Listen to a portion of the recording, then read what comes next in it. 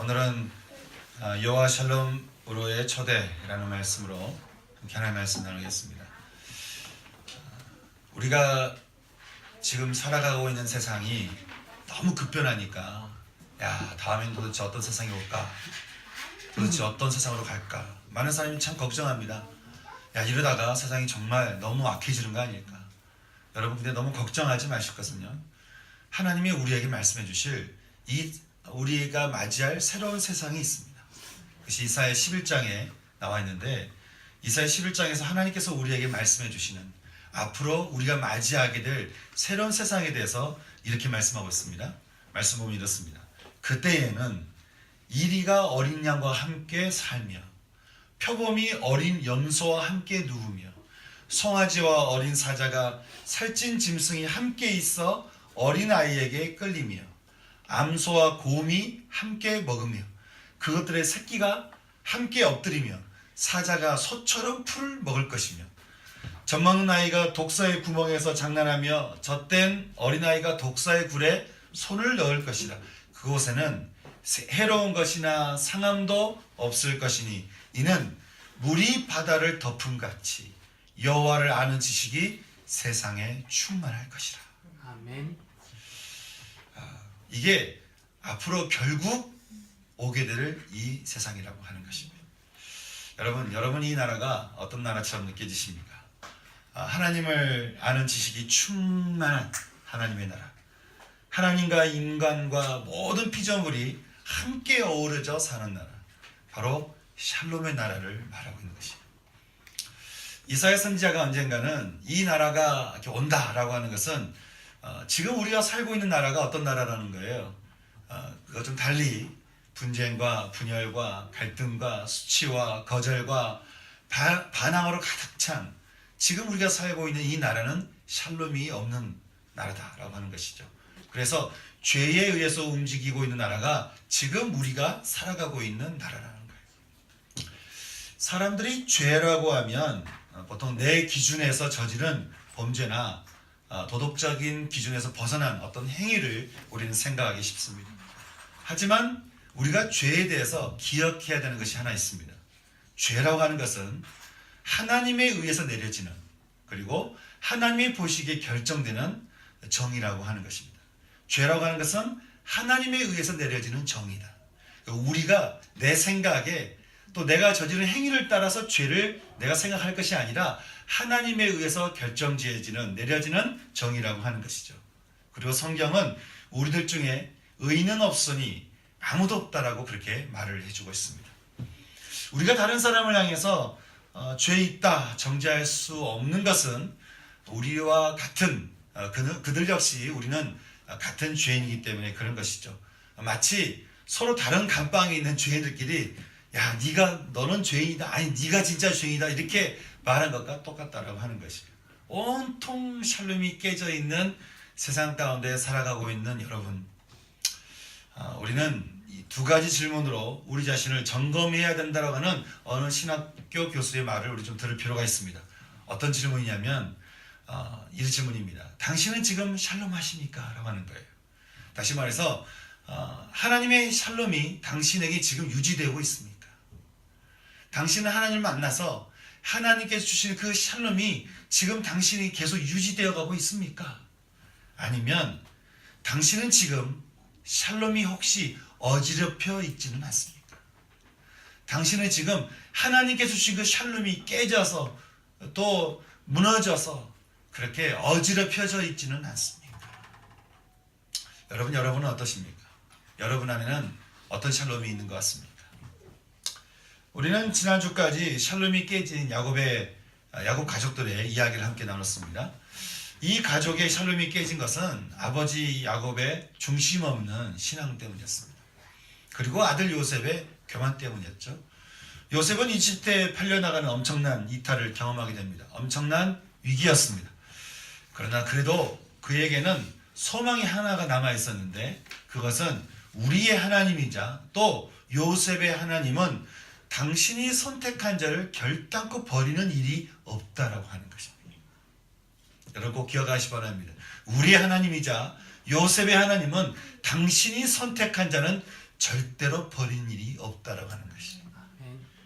그리고 하나님은 이탈해 있던 요셉을 당신이 중심이 되어 그와 함께 하셨다고 하는 것이에요. 우리는 우리 역시 이런 경험을 할 때가 있습니다. 우리는 분명히 자주 이탈하고 또 자주 죄 가운데 머물러 있는 우리 자신을 보게 됩니다. 마치 하나님과 내가 관계가 끊어진 것 같은 것을 우리가 경험할 때도 있는 것이죠. 그러나 이상하게도 하나님은 못 떠나는 거예요.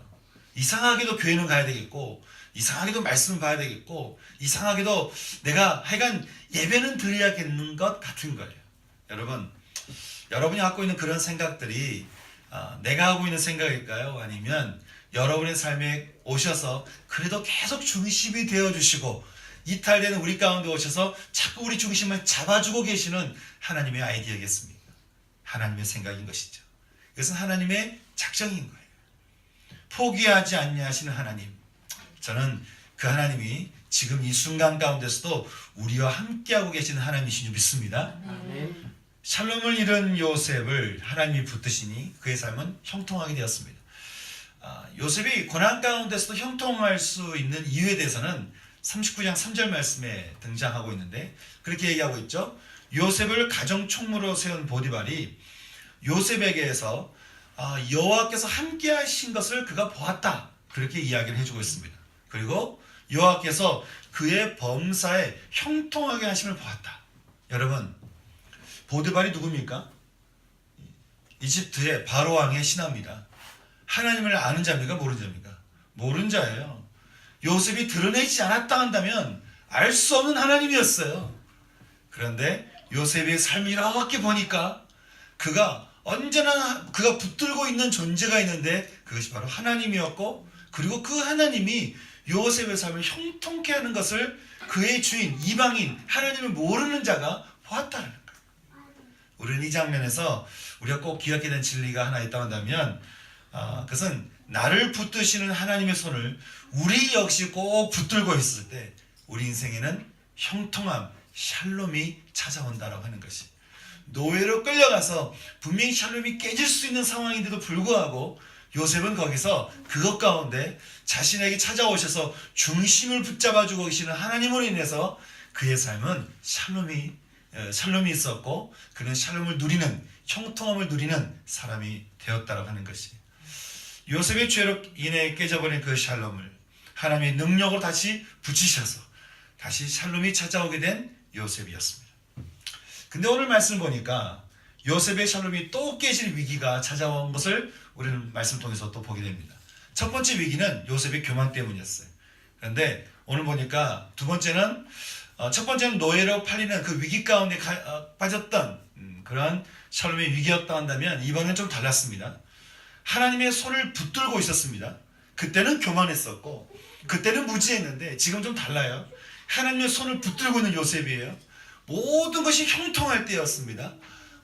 요셉에게서 우리가 무슨 잘못을 발견하거나 그가 뭔가 못된 것을 발견하거나 그가 뭔가 실수를 했던 것을 보거나 그런 것이 발견이 되지 않는 그런 때였습니다. 그런 때에 요셉의 삶 가운데 샬롬이 깨지게 되는 위기가 찾아왔다고 하는 것이, 성경에 보면요, 하나님의 사람들이 형통할 때 찾아오는 위기들을 우린 종종 발견하곤 합니다. 여러분 욥기서 혹시 읽으셨습니까? 예, 욥기서 읽다 보면 욥기서 1장에 그가 당한 고난을 우리는 기억할 것입니다. 우수 땅의 욥이라 불리는 사람이 있는데 성경이 말하기를 그 사람은 온전하고 정직하여 하나님을 경외하고 악을 떠난 사람이래요.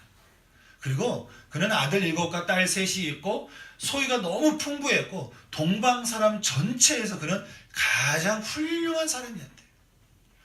모든 것이 부족함이 없는 신앙이고 영성이고 영성과 지성과 모든 것이 풍성한 뛰어난 훌륭한 사람이었습니다.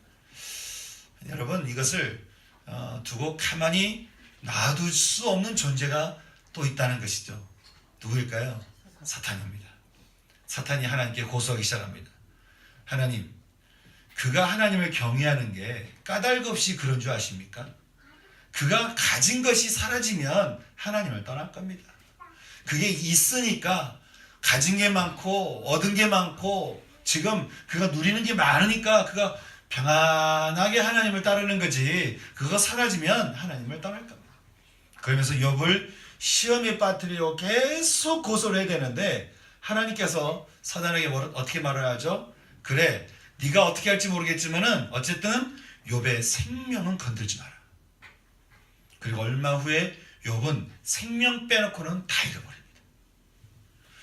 아니 왜 형통했던 요셉과 욥이 이런 어려움에 빠지게 되었을까요?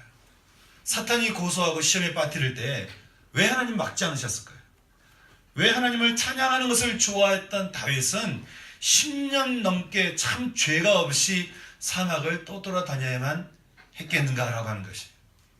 우리는 성경을 통해요, 그 위기에는 그 사람을 향한 하나님의 커다란 샬롬이 숨겨져 있는 것을 우리는 보게 됩니다. 욥이 어느 시대의 사람이었는지 혹시 아십니까? 욥은 아브라함 시대 사람입니다. 굉장히 오래전 사람입니다. 아브라함 족장 시대에 존재했던 사람이었습니다. 그는 그의 고난을 통해서, 근데 욥기가 지금 적혀있죠? 욥기가 적혀져 있는 이유가 뭘까요? 그가 고난을 통해서 하나님이 어떤 분이신지를 모든 사람들에게 나타내어서 그는 그 동방 지역에 전설이 되는 사람이었다는 거예요. 전설적인 사람, 그의 고난을 통해서 하나님을 드러냈던 전설의 사람 욥이었습니다. 다윗은 사막을 떠돌면서 하나님과 깊은 친밀감을 누리면서 그리스도의 계보를 시작하게 되는 왕이 되었고요. 요셉은 고난을 통해서 예상치 못한 곳으로 자꾸 이동해가는, 그러면서 결국에는 이스라엘 민족을 살려내는 그런 역할을 하는 그 장소로 그런 이동을 하게 됩니다. 커다란 자신뿐만 아니라 가족뿐 아니라 함께하는 모든 사람들에게까지, 모든 민족에게까지 하나님의 커다란 샬롬의 역사를 일으키는 그런 장면들을 우리 말씀 통해서 보게 되는 것이죠.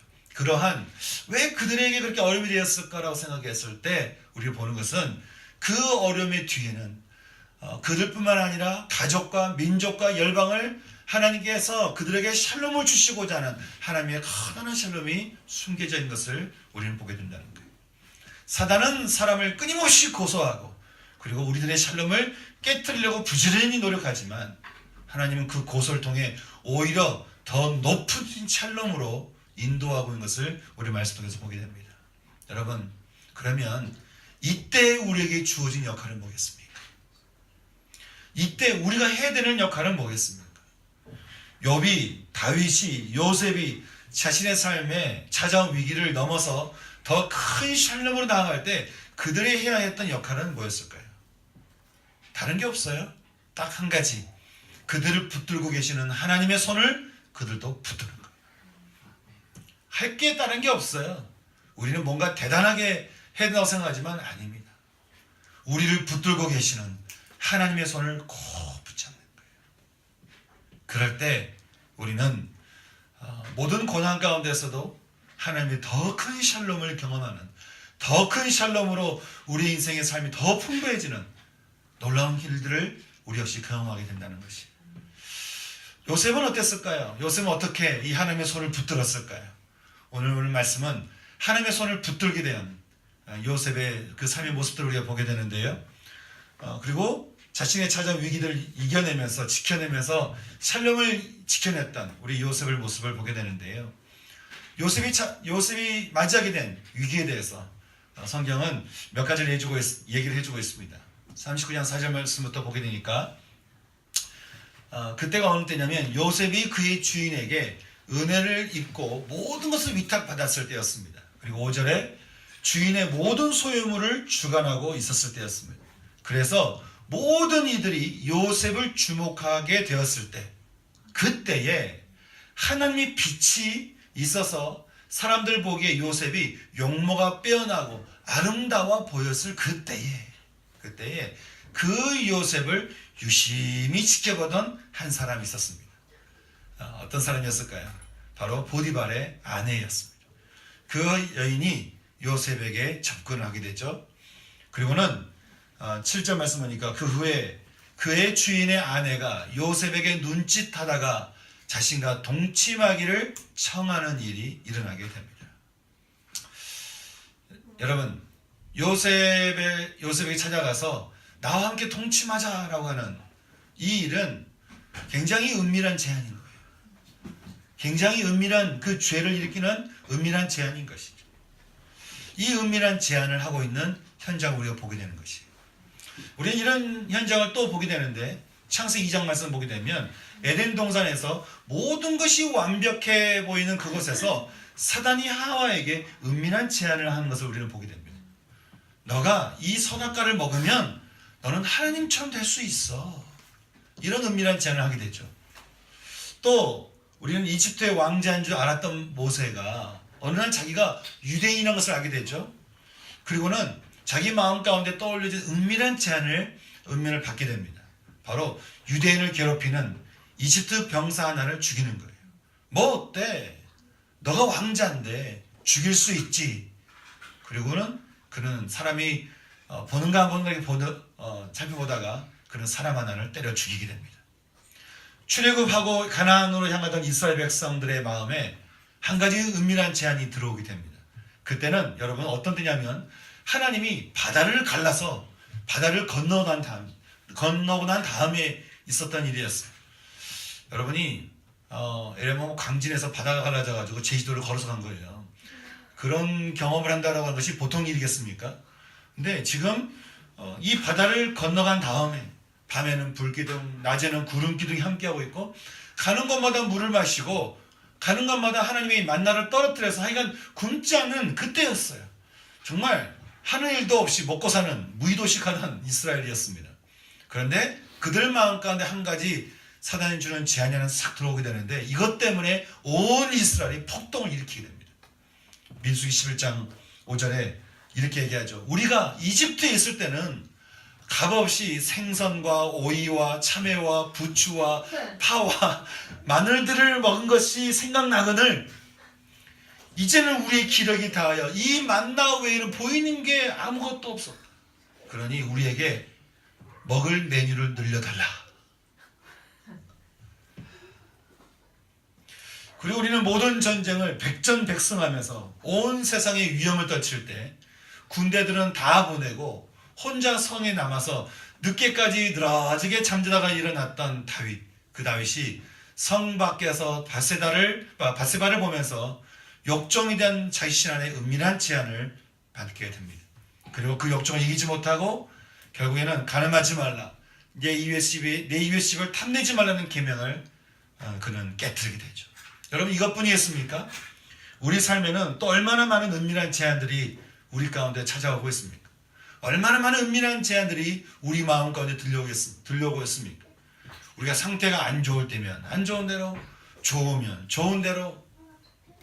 하여간 베드로가 말한 대로 우리 대적 마귀는 우는 사자같이 두루다니면서 어떻게든 우리가 넘어지게끔 우리를 삼킬 자를 찾고 있는 시대 가운데 지금 우리가 살아가고 있다는 거예요.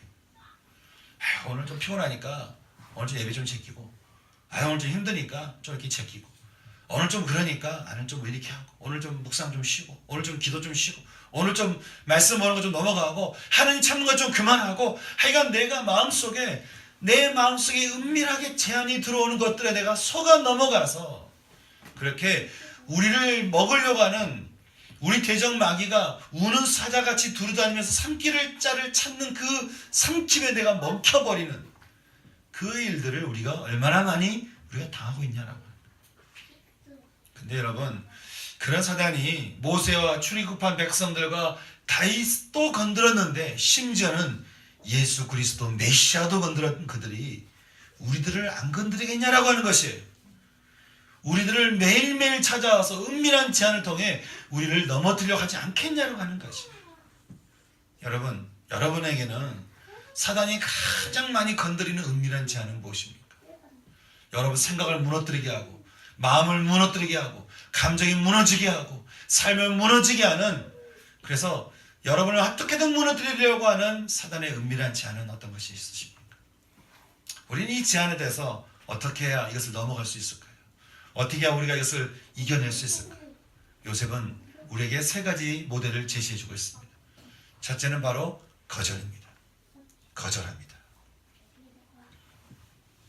그의 주인의 아내가 요셉에게 눈짓하다가 동침하기를 청하니 8절 말씀 어떻게 했죠? 요셉이 그것을 거절합니다. 근데 그 거절한 이유에 대해서 설명을 합니다. 여인에게 말하기를 내 주인이 집안의 모든 소유를 간섭하지 아니하고 다 내 손에 위탁하였으니 이 집에는 나보다 더 큰 이가 없으며 주인이 아무것도 내게 금하지 아니하였어도 금할 것은 당신뿐이니 당신은 그의 아내입니다. 그런즉 이게 중요합니다. 내가 어찌 이 큰 악을 행하여 하나님께 죄를 지으리까? 여러분, 요셉은 자신에게 찾아온 은밀한 제안에 대해서 어떻게 생각하고 있었다는 거예요? 그 제안에 대해서 내가 그를 받아들이고 내가 그 죄를 지면 이 죄가 누구를 향한 죄라고 생각한 거예요? 하나님을 향한 죄라고 생각한 거예요. 내가 짓는 죄고 이 죄로 인해서 보디발에게 죄를 짓고 그 여인에게 죄를 짓고 뭐 나에게 죄를 짓는 거 이거를 넘어서서 이 죄는 하나님을 향하는 죄였다는 거예요. 그러니 어떻게 해요? 나는 당신과 동침할 수 없습니다. 당신의 제안은 은밀하지만 하나님은 이 모든 것을 보고 계시는 분이라는 거예요. 그러니 나는 그 하나님 앞에 죄를 지을 수 없습니다. 여러분, 사무엘하 12장 말씀 보면요, 밧세바와 동침한 다윗에게 어느 날 나단이 찾아와서 이런 말을 합니다. 왕이시여, 이럴 때는 어떻게 하면 좋겠습니까?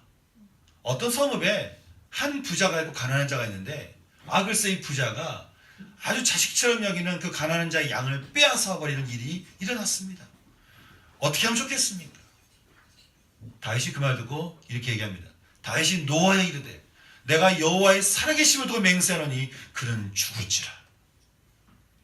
이는 그가 불쌍히 여기지도 아니하고 이런 일을 행하였으니 그 양 새끼를 4배나 갚아주어야 할지니라. 나단이 다윗에게 이르되 왕이시여, 당신이 바로 그 사람입니다. 이스라엘의 하나님 여호와께서 이르시기를 내가 너를 이스라엘 왕으로 기름 붓기 위해서 사울의 손에서 구원하였고 이스라엘과 유다 족속을 내가 너에게 맡겼느니라. 만일 그것이 부족하였으면 내가 너에게 이것저것을 더 주었으리라. 그런데 어찌하여 얘가 여호와의 말씀을 업신여기고 나 보기에 악을 행하였느냐? 너는 은밀히 행하였느냐? 나는 온 세상 앞에 너와 내 집에 재앙을 일으키리라. 다윗이 그때 나단에게 말합니다. 내가 여호와께 죄를 범하였노라. 나단이 말합니다. 여호와께서 당신의 죄를 사하셨습니다. 당신은 죽지는 않을 겁니다. 그러나 이 일로 말미암아 여호와의 원수가 크게 비방할 거리를 얻게 하였으니 당신이 낳은 아이는 반드시 죽을 겁니다. 다윗은 여호와께 죄를 범하여 그 대가를 치러야만 했습니다. 그러나 요셉은 자신에게 찾아온 이 은밀한 제안을 하나님이 보시기에 악한 것이라는 죄에 대한 하나님의 시각을 가진 요셉은 하나님을 경외하는 사람이었습니다. 그래서 그는 그 제안을 거절합니다. 사랑하는 여러분, 우리는 우리에게 찾아온 은밀한 죄를 거절하기보다는 타협하기 쉽습니다. 변명하기 쉽습니다. 죄와 싸운다고 말을 하지만 자기 연약함을 얘기하고 내가 늘 이런 죄 가운데 있다고 말은 하지만 피 흘리기까지 대항하지가 않습니다. 그러나 여러분 기억하셔야 될 것은 죄는 타협의 대상이나 변명거리 될 수 없다는 것. 죄는 죄입니다. 내가 넘어가고 선택한 모든 죄는 하나님을 향하고 있다는 거예요. 왜냐하면 자녀의 죄는 부모의 죄이기 때문에 그렇습니다. 자녀가 지은 이 죄는 부모가 지는 부모의 죄가 되는 거예요. 부모의 책임이 되는 거예요. 그래서 우리의 죄는 하나님의 죄, 하나님에게 그 책임이 올라가기 때문에 그것은 하나님 마음을 아프게 하는 것이죠. 요셉은 하나님께 죄를 지을 수 없었습니다. 두 번째 요셉의 선택은 어떤 것이었습니까?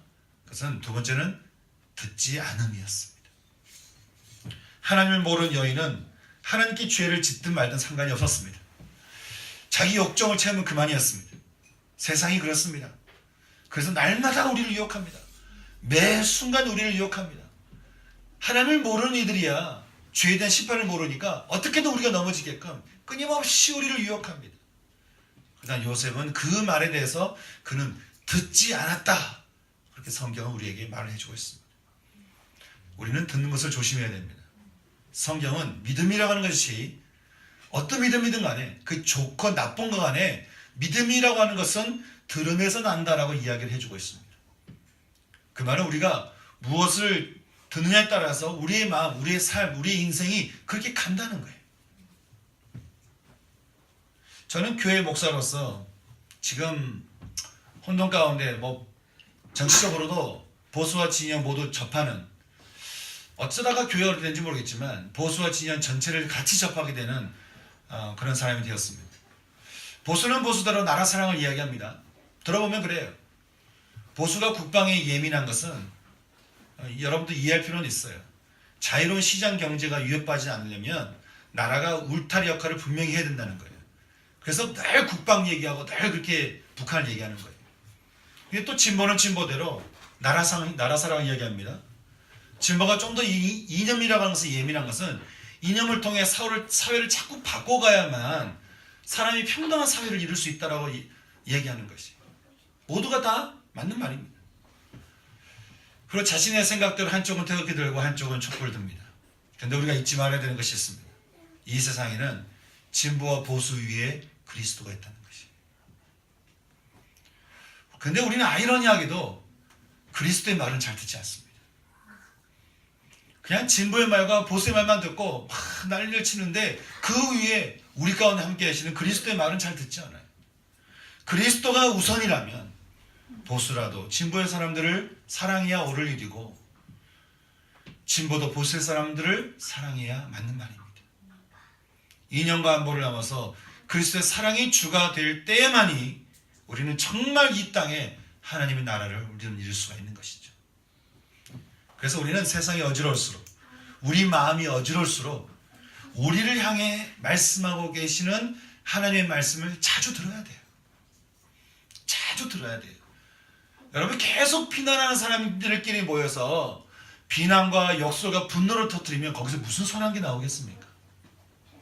계속 우울한 사람들끼리 모여가지고 서로의 비관으로 그냥 위로를 삼으면 여러분 거기서 어떤 선한 능력이 나오겠습니까? 시편 119편은 우리에게 이렇게 말씀합니다.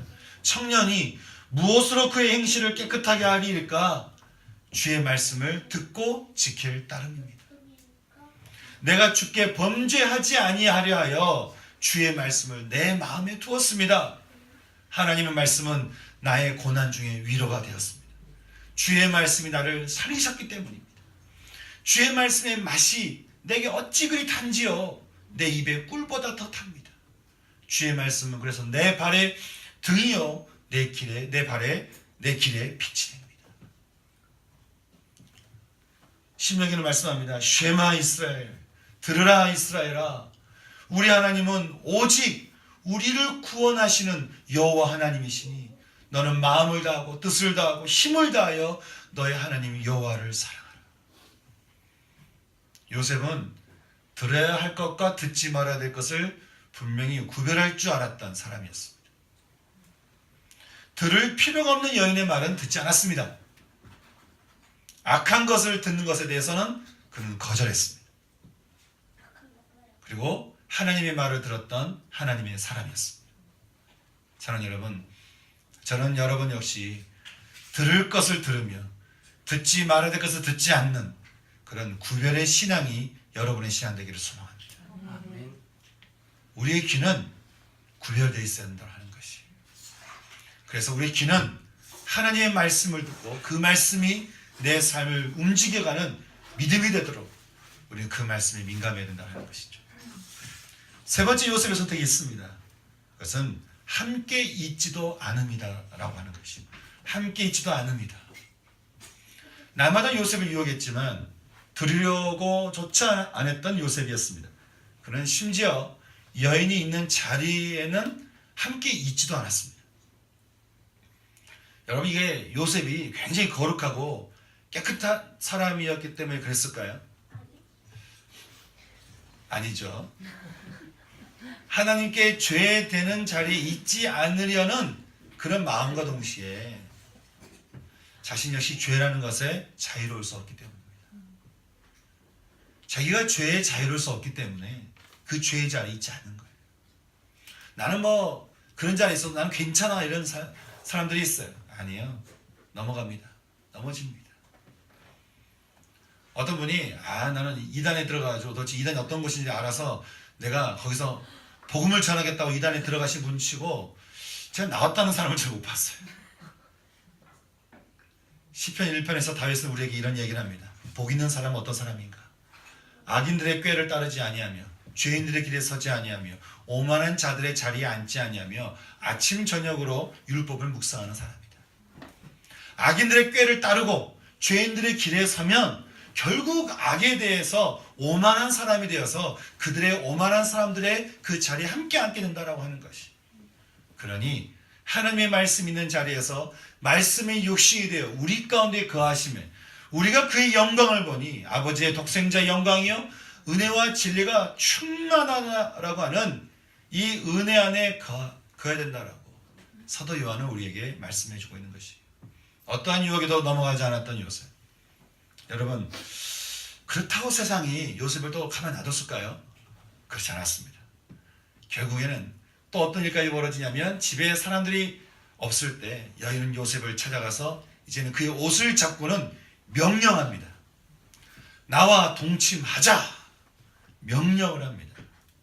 그때 요셉은 더 이상 어떻게 해볼 도리가 없어서 그를 잡아당기는 옷을 벗고는 그 자리에서 밖에 나가 도망을 가게 됩니다. 부끄러웠던 그 여인이 분노하기 시작했습니다. 자신을 거절한 것에 대해서 분노하기 시작했습니다. 크게 소리 질러대기 시작했습니다. 요셉이 자신을 희롱하려 했다라고 사람들에게 소리 지르기 시작했습니다. 자기 남편에게 고발을 합니다. 이에 요셉이 주인이 그를 잡아와서 옥에 가두니 요셉은 이제 그 감옥에 들어가서 완전한 죄의 유혹에서 그들은 벗어나게 되었습니다. 아마 이후에 요셉이 총리가 되었을 때 아마 요셉 앞에 가장 고개를 못 든 사람은 아마 이 여인이었을 거예요. 아마 이 여인은 두고두고 부끄러운 사람이었을 거예요. 그리고 이 여인의 이야기를 통해 요셉이 어떤 사람인가 아마 이집트 전체가 퍼져 있었을 거예요. 그의 몸은 비록 감옥에 들어갔을지 모르지만 그의 영혼에는 샬롬이 찾아왔습니다. 어떻게 요셉이 감옥에서 또 형통했을까? 비결은 그에게 찾아온 그는 샬롬으로 그 감옥을 들어갔기 때문이었습니다. 샬롬을 찾아오고 샬롬 되찾았던 요셉. 사랑하는 여러분, 오늘 요셉이 했던 선택들과 그 현장에서 하나님은 저와 여러분에게 어떤 메시지를 주고 계실까요? 정말 끊임없이 유혹하는 세상을 거절하지 못하는 우리들의 모습들과 듣는 것과 듣지 말아야 할 것들에 대해서 구별함이 잘 없는 우리의 나약함, 무엇과 함께 있어야 되는지도 무지한 우리의 어리석음. 그래서 모든 유혹들을 웬만하면 다 받아들이고 그래서 항상 하나님께 죄짓고 살고 있는지도 모르는 우리들의 삶이 지금의 우리의 혹시 모습이라고 한다면 이제는 우리가 어떤 삶을 살아야겠는가라고 하는 것입니다. 요셉은 은밀한 재앙과 위기를 넘어서 더 큰 샬롬으로 민족을 살리는 출애굽이 아니라 입애굽을 하는 그런 사람이 되었고, 모세는 40년의 위기를 넘어서 민족을 탈출시키는 출애굽을 하는 자가 되었고, 다윗은 10년 넘는 위기를 넘어서 온전한 하나님의 나라를 세우게 되는 왕의 자리에 올라가게 됩니다. 작게 찾아오는, 또 때로는 큼직하게 성큼성큼 찾아오는 세상의 유혹과 은밀한 제한을 믿음으로 넘어선 그들에게 찾아왔던 커다란 그 샬롬이 얼마나 자신을 물론이고 세상에 큰 소망을 주게 되었는지, 더 놀라운, 더 큰, 더 많은 이들을 향한 샬롬으로 인도하고 계시는 그 하나님, 저는 그 하나님께서 오늘 저와 여러분에게 동일하게 그 그 샬롬 가운데로 초대하고 계신다고 저는 믿습니다. 여러분 어떻게 하시겠습니까? 하나님께서 초대하고 계시는, 아니 이전부터 계속 하고 계셨던 여호와 하나님의 여호와 샬롬으로의 그 초대에 여러분 어떻게 반응하시겠습니까? 함께 그 샬롬으로 들어가시겠습니까? 그러면 여러분 안에 여호와의 샬롬 가운데 함께 들어가기 원하신다면 우리가 함께 그 샬롬 앞에 우리가 기도했으면 좋겠습니다. 우리를 여호와의 샬롬을 초대하고 계시는 그 하나님 앞에 우리가 어떤 기도를 해야 될까요? 이전까지 샬롬이 깨져 있었던 우리의 삶을 회개하는 것입니다. 하나님께 죄를 지며 살았던 여러분의 삶들, 여러분의 삶에 찾아왔던 모든 은밀한 제한들에 대해서 너무나 쉽게 넘어지고 너무나 쉽게 넘어갔던 여러분의 삶들, 저는 이 시간이 그 주님 앞에 그 여러분의 삶을 회개하며 돌이키며, 하나님, 제가 이전까지는 샬롬이 깨져 있던 제 삶이었다 한다면 이제부터는 제가 여호와의 샬롬 안에서 살겠습니다. 이제까지는 모든 은밀한 제한에 내가 넘어가고 거기에 내가 유혹해서 내가 좌절하고 거기에 내 삶을 빼앗겼던 내 모습이 이전까지 내 삶이었다 한다면 하나님, 지금부터는 내가 여호와의 샬롬 안에서 그 모든 것을 넉넉히 이겨내고, 그리고 나뿐만 아니라 나와 함께 있는 가족과 또 함께하는 교회와 그리고 이 사회와 이 나라를 위해서 내가 샬롬을 퍼뜨릴 수 있는 하나님 여호와의 샬롬의 사람이 되기를 소망합니다. 죄에 익숙해진 우리의 입술과 귀를 주의 보혈로 씻으십시다. 그리고 우리 발걸음과 우리의 마음 역시 십자가의 보혈로 함께 씻는 시간 됐으면 좋겠습니다. 그리고 여호와의 샬롬, 그 샬롬의 하나님이 내 삶 가운데 충만히 임재하시도록 우리 함께 기도했으면 좋겠습니다. 함께 우리가 이 말씀 하나를 기억하시면서 함께 우리가 기도하는 것은, 하나님, 이 시간에 우리가 주 앞에 나갑니다. 좀 이 시간에 우리가 주 앞에 나가서 샬롬 가운데 초대하시는 그 하나님 앞에 하나님 우리가 샬롬 안에 들어가기를 소망합니다. 주님 부르시는 이 부르심 앞에 하나님 우리가 믿음으로 반응하기 원합니다. 함께 우리가 회개함으로 믿음으로 함께 기도할 수 있는 시간 됐으면 좋겠습니다. 여러분의 샬롬 없던 모든 삶을 다 올려드리시죠. 여러분의 샬롬 없던 모든 삶을 십자가 앞에 다 내려놓으시죠. 주님, 우리가 그 주님 앞에 우리가 회개하기를 원합니다. 주님, 제가 샬롬하지 않았습니다. 하나님, 내 깨져버린 내 샬롬, 내 인생이 깨져버린 내 인생, 나의 샬롬, 하나님께서 주시고자 하는 그 샬롬, 하나님 온전히 내 안에 하나님 임하여 주시옵소서. 함께 회개함으로 함께 우리가 함께 나가기 원합니다. 함께 기도하시겠습니다. 하나님 아버지,